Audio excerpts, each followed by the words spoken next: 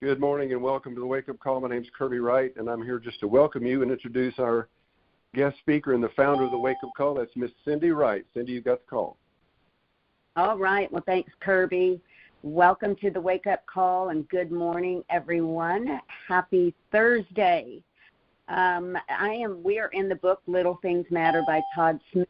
We are on Chapter 6, Choose Your Friends Wisely. And this is a great, great chapter. He said, when I was a kid growing up, my mom gave me all sorts of advice. Today, I can still hear saying, Todd, choose your friends carefully. Don't get mixed up with the wrong group. Mom knew children were easily influenced by their peers and that if I ran with the wrong crowd, they'd have a negative influence on my life. Mom's lessons hold true for children, teens, college students, and adults. It is well documented that our fundamental beliefs and attitudes are greatly influenced by the people we allow into our lives. If we associate with people who gossip, we are likely to gossip. If we're around people who swear and use inappropriate language, we're likely to exhibit the same behavior. After 5 years of research, Dr. David McClelland of Harvard University concluded that the choice of a negative reference group was in itself enough to condemn a person to failure and underachievement in life. Your associations are some of the most powerful factors in determining who you become and what you accomplish in your life. As an example, if you hang out with pessimistic people who are critical of you, their negative comments will likely impact how you view your abilities and your self-image. Almost 20 years ago, I heard Jim Rohn say, you will become the combined average of the 5 people you hang around the most. You will have their combined attitude, health, and income. I mean, I can't even tell you how many times we have said that quote in the last 30 years. At first, I questioned whether this could be true. Today, I know it is undeniably accurate. Recognizing this truth, how do we use it to our advantage? It's simple. If we want to advance our lives personally and professionally, we must associate with people who will have a positive influence on our lives. Do you play sports? How about board and card games? Do you notice how you step up your game when you play with better players? When we associate with others who have a greater skill set or have achieved more, we are challenged. It brings out the best in us and inspires us to do better. Observing and modeling someone's positive example will help us reach new heights. We're not just talking sports and games here. This applies to everything we do. Surrounding ourselves with optimistic people and uplifting people has a direct effect on our demeanor, confidence level, and performance. His challenge to us is to take 10 minutes right now. So when we get off this call, this is a great exercise. Take 10 minutes right now to think about the people who you spend time with on a regular basis, whether it's at home, in the workplace, or in a social context. Who are they? Which ones radiate a positive influence? Which ones transmit a negative influence? If some of your friends exert a negative influence, begin to slowly reduce the amount of time you spend in those relationships. If your family members say negative and discouraging things to you, schedule time to have a conversation. This would be hard. Help them understand how their statements are damaging and ask them to focus on encouraging you rather than tearing you down. If your place is filled with negative people, find a new place to work. Life is too short to spend it in a negative environment. And, you know, it just is so true because, I mean, all the way from, you know, raising our kids, telling our girls, you know, you really should be thinking about what this person, you know, has, if the influence they have on you. And, I mean, I can tell you when we moved from Atlanta to Houston, Morgan, our youngest daughter, was going into her sophomore year in high school.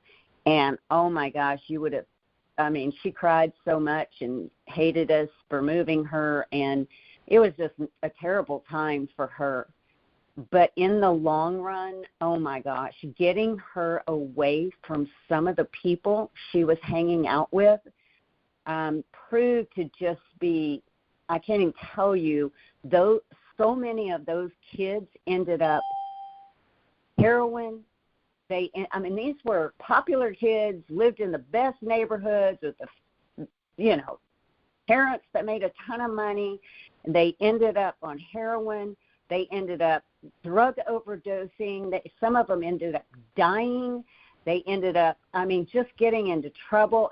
It was unbelievable how we saw getting her away from some of those kids and putting her into a more positive environment. She ended up just thriving in her new school eventually. So anyway, it does affect all age groups and all aspects of our life.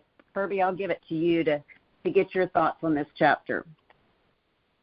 All right. Yeah, the move to Houston was not to get our kids away from their peers, but it turned out that was a really good thing when we look back and realize what had happened. But Cindy said something about the people that we allow into our lives. It's are they positive, uplifting people, or are they negative, toxic, talking, stinking, thinking people? And I know back years ago, one of my first mentors in business told me this, and I had to make some decisions about the people that were in my life, the people that I allowed in my life, and I had to kind of distance myself. I didn't just disengage and say, you're no longer my friend, but I had to kind of push back a little bit and not spend as much time with them, because the more time I spent with them, the more they influenced me in that negative way. And sometimes you got to kind of reach out, and when you find somebody that is a positive influence, or you find something like this wake-up call that is a positive influence and a great way to start your day, you got to kind of pour into that, lean into that, and kind of stay away from some of those toxic talking friends that we may have had all our life, or they may have been around in our life for quite some time. And it's an important thing to understand how that can affect you, because just the little chatter, just the little conversations that you have, sometimes the slight little negative slant on it all can affect your mood and your desire and your ability to get things done. So it is an important thing to understand, and it was an eye-opening kind of epiphany for me years ago when my mentor told me that I needed to distance myself from some of the people in my life because they were affecting me in the wrong way. So, Cindy, I'll give it back to you for some final comments. Even on social media, Kirby, if you're, I know that we have so many connections through social media. Some of those people are close friends. Some are very distant friends in that you've met one time, or they, somehow you friended each other on Facebook, or a friend of a friend, introduced you on social media. And if you're looking at those posts and they're negative, or they're gossiping about people, or talking about, there's somebody in our town that posts all the time about his relationships. It's like they're failed relationships, and why do these women keep hurting me? My heart hurts. Posting this stuff on social media that's just crazy. It's just like, why am I even reading this? This is just nothing but negative stuff. And so I think you even have to, I've kind of made a conscious decision over the last couple of months that when I see a post that there's nothing that I want to do with this person. Not in a mean way, but it's like, I don't have anything in common.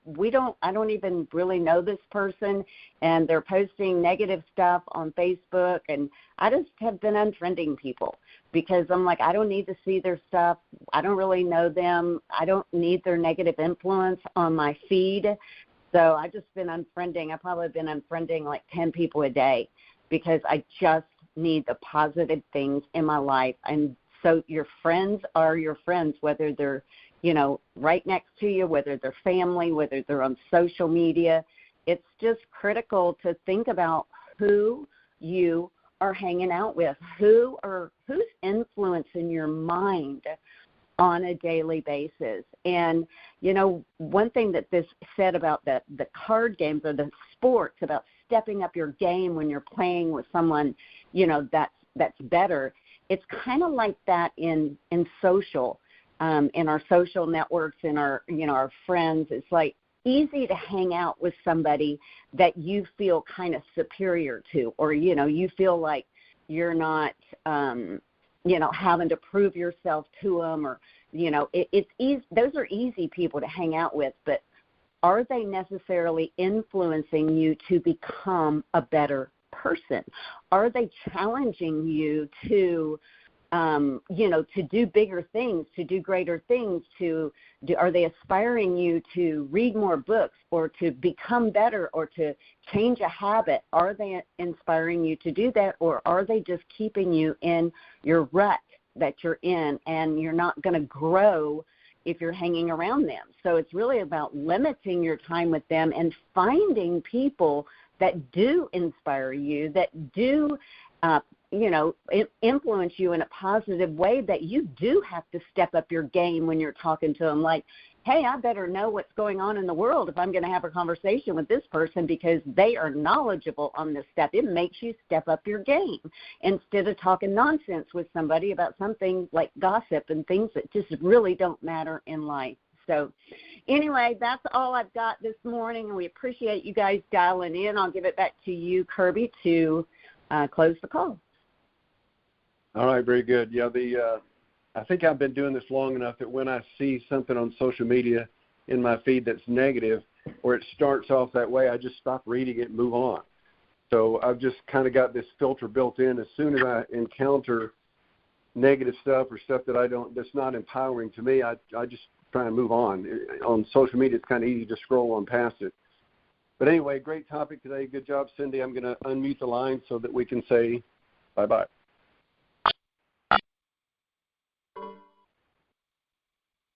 All right, everybody, have a great day today.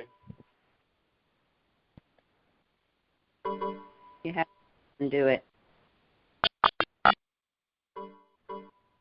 Now. Good job. There we go. I got you unmuted. Everybody have a great day today. Bye-bye now. Great job, Cindy and Kirby.